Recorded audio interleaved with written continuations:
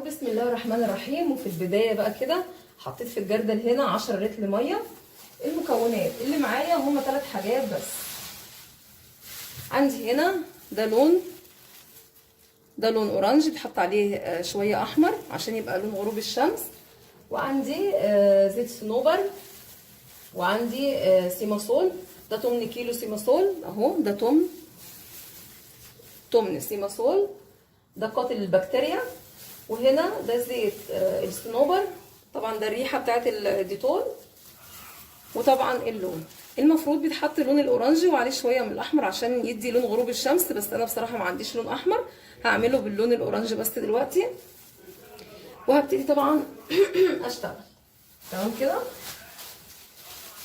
اول حاجه هنزل اللون بالشكل ده،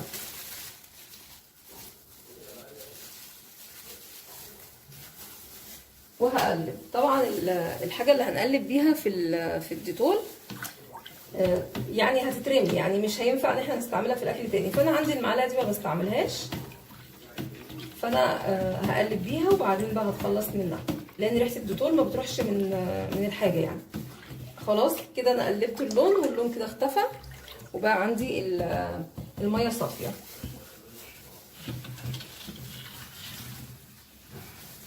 هنزل بقى تاني كده شايفين ده السيماسول، بفتحه بقى كده، بس لازم انزلهم مع بعض. فانا هفتح الكيسين، هحضر بس الكيسين كده اهو. هفتح الكيس التاني بالشكل ده عشان لازم هما يتمزجوا مع بعض او ينزلوا مع بعض. تمام.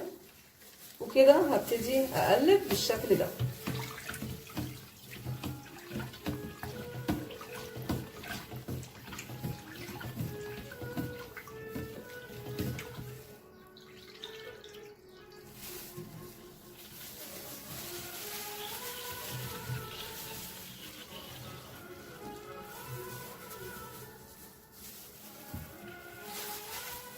بس كده انا حطيت المكونات بتاعتي كلها.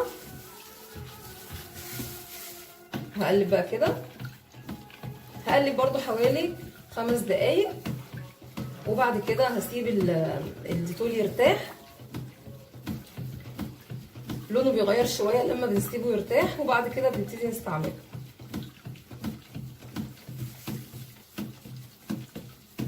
عملنا قبل كده، انا عملت قبل كده الصابون السائل، عملت لكم قبل كده الوجبه الجاهزه، وعملنا الصابون السائل البلدي بكل مكوناته.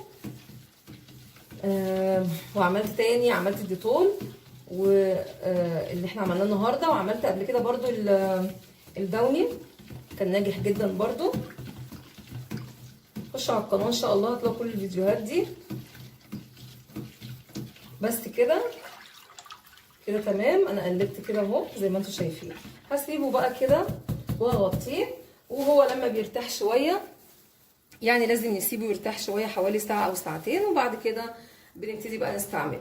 وهو ده كان الديتول معايا النهارده زي ما انتم شايفين، لونه جميل جدا. قلنا لو عندك لون احمر حطي عليه شويه لون احمر، هيديكي لون غروب الشمس. انا استكفيت باللون الاصفر النهارده اهو. طبعا الديتول ده التكلفه بتاعت الحاجه دي كانت برضو 20 جنيه.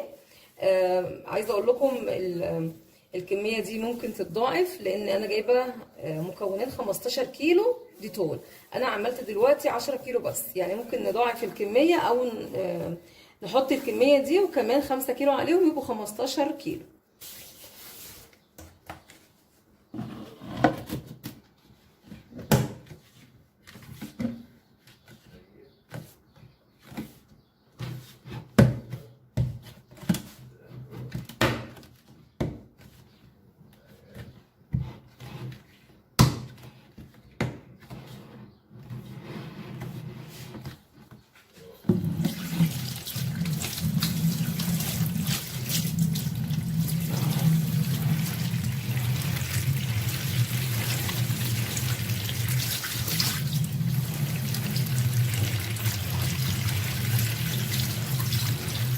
طبعا انا بغسله من على الجوانب كده علشان ما يبقاش فيه ريحه ديتول خالص.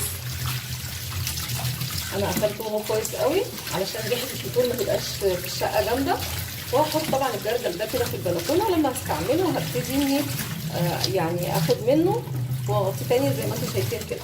غسلته من بره علشان ما يبقاش عليه ديتول وتبقى الريحه عندي في الشقه على طول. لا انا عايزه وقت ما احتاجه بس انا هفتح الجردل واخد منه، غير كده لا.